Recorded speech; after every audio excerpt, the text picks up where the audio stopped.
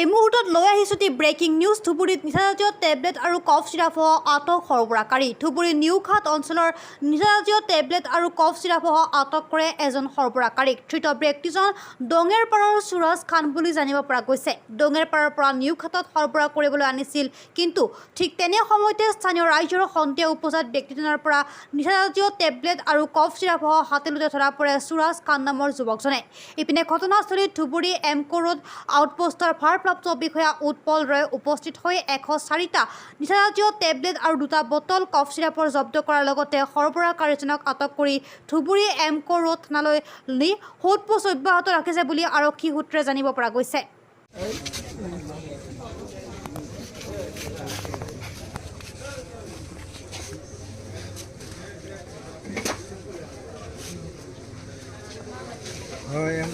এমকো road outpost এক number আছিল। আমি এটা টেক কৰোঁ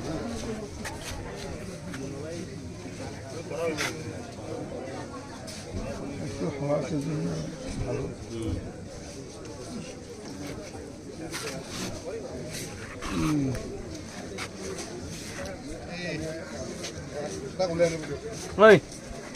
বেগুন নিয়ে যাও ঠান্ডা পানি।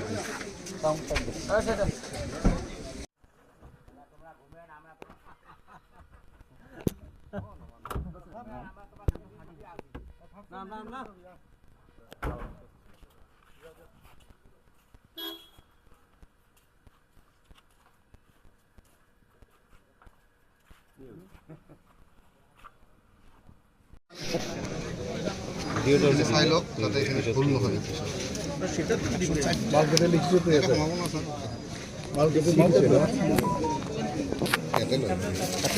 বেছি ভাল মজবুত আছে।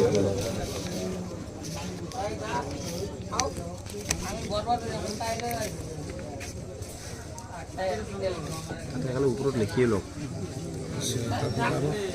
ইয়াতে লাগিব হা, ইয়াতে চুই নাছা।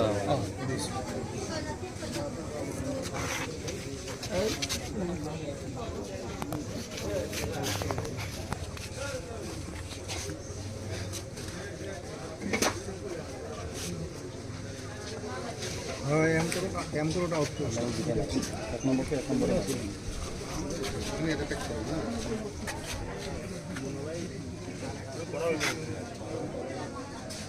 একটু হওয়া আছে ভালো।